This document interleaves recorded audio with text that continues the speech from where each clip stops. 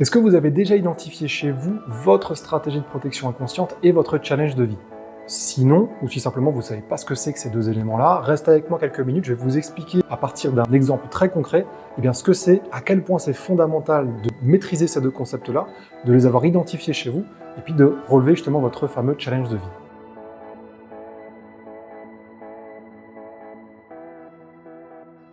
Donc, une stratégie de protection inconsciente, qu'est-ce que c'est?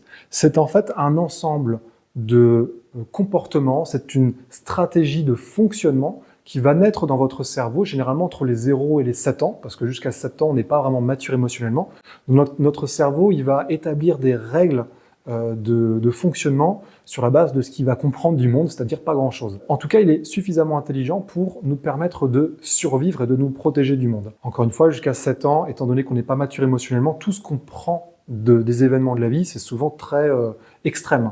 Ce qui fait que le cerveau a besoin aussi de se protéger par rapport à ça. Et donc, il va développer des stratégies de protection inconsciente et on va développer des stratégies tous et toutes différentes face à un événement, bien qu'on ait pu vivre parfois les mêmes événements, on va avoir des stratégies différentes. Ça, c'est un peu la magie du cerveau, on ne sait pas forcément encore aujourd'hui comment tout ça se crée. Une stratégie de protection inconsciente, ça peut être quoi? Ça peut être, par exemple, si je prends les cas de mes clients, je ne montrerai jamais mes faiblesses, je me montrerai toujours fort.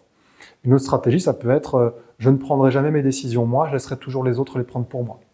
Ou encore une autre stratégie, celle de Nina par exemple, celle qu'on va voir après comme exemple, qui est une cliente. Ça n'est pas son vrai prénom pour conserver l'anonymat, mais sa stratégie de protection, c'était « je m'occuperai uniquement des autres et jamais de moi ». Cette stratégie de protection inconsciente, elle va nous permettre justement d'avancer dans la vie et de se sentir un minimum protégé. C'est ce qui va nous permettre de gagner la sécurité de nos parents, la sécurité de nos aînés, de gagner la reconnaissance, l'amour des gens autour de nous. Et c'est de ça dont on a besoin pour grandir quand on est un enfant. Quand on arrive vers l'adolescence et puis l'âge adulte, et d'un coup, on commence à avoir d'autres outils et on n'a plus besoin autant de tout ça, sauf que nos stratégies de protection, on s'est construites à travers ces stratégies-là.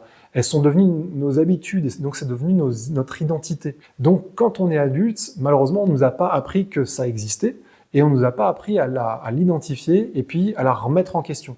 Parce que quand on devient adulte, d'un coup on est outillé pour vivre la vie de manière autonome, et très souvent on commence à avoir des projets de vie, des objectifs, des envies, qui sont très différents de celles qu'on avait quand on était enfant. Le problème, c'est que une stratégie de protection inconsciente, ça génère ce qu'on appelle des règles intérieures. Ça crée des sortes de lignes de code dans votre cerveau, et notre inconscient, qui gère 99% de notre fonctionnement, il fonctionne à partir de ces lignes de code comme un ordinateur qui fonctionne automatiquement par rapport à ce qui est écrit. Donc le problème, c'est que si vous continuez de fonctionner à l'âge adulte avec la ligne de code « tu ne montreras jamais tes faiblesses, tu te montreras toujours fort », et que votre objectif, par exemple, c'est d'avoir une relation sentimentale épanouie, généralement, ça va être compliqué parce qu'une relation sentimentale épanouie passe par connaître et d'accepter les faiblesses et les forces de l'autre. Donc une personne qui continue de vouloir établir des relations saines avec un conjoint, avec la ligne de code, je vais jamais lui montrer mes faiblesses, je vais toujours être fort, à un moment ça va coincer.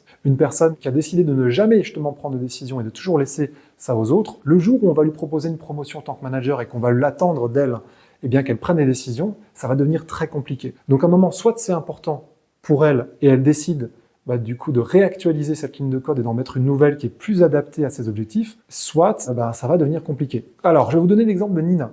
Nina, comme dit, c'est une cliente. Alors elle est thérapeute.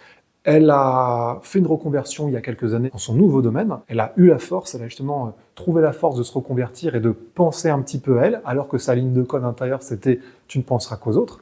Mais elle est arrivée on va dire, à la limite de cette stratégie-là, qui lui a fait un moment trop de mal quand elle était adulte, et elle a réussi à justement un peu s'en extirper pendant un temps et de se former.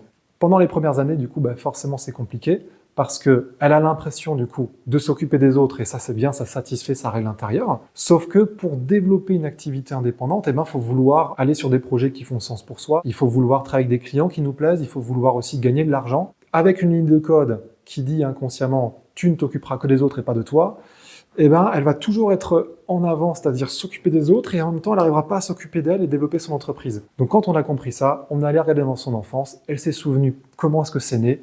Son père, qui avait perdu du coup sa femme, a demandé à sa fille de s'occuper de son petit frère pendant qu'il était au travail. Ce qui fait que Nina, en fait, elle a pris l'habitude de s'occuper toujours de son petit frère, entre guillemets, de s'occuper des autres et donc de répondre aux attentes des autres, elle n'a pas trop vécu en fait une enfance joyeuse.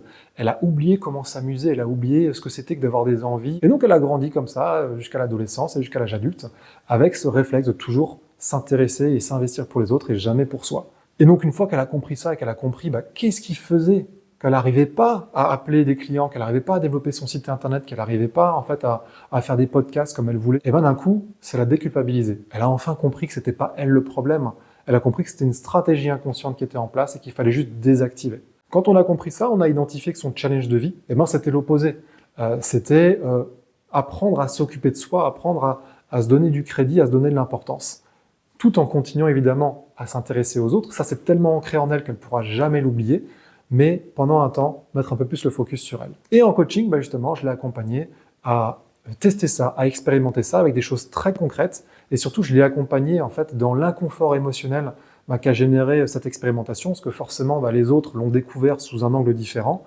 Il y a des gens que ça a étonné, il y a des gens que ça a frustré. Donc, quand on identifie sa stratégie de protection et qu'on relève son challenge de vie, très souvent, on s'éloigne de certaines personnes, mais l'amour ou la sécurité, la reconnaissance qu'on essayait de récupérer d'eux en montrant une façade jusqu'à aujourd'hui, on va se l'apporter à soi-même parce qu'on va commencer à se respecter, à s'honorer soi-même et à se faire du bien à soi-même. Et ça va remplir beaucoup plus le vide qu'on a à l'intérieur de soi, qu'on a chacun en tant qu'humain à l'intérieur de soi, que l'amour qu'on recevait des autres. Et encore, c'était notre façade, notre personnage qui le recevait. Donc ça n'atteignait jamais du coup notre vide intérieur justement. Je l'ai accompagnée dans ces inconforts émotionnels-là, et au fur et à mesure, au bout de quelques semaines, elle a vraiment ancré ces nouvelles habitudes, et elle a continué de le faire en parallèle de notre accompagnement, et c'est là qu'on a pu travailler sur le développement de son entreprise.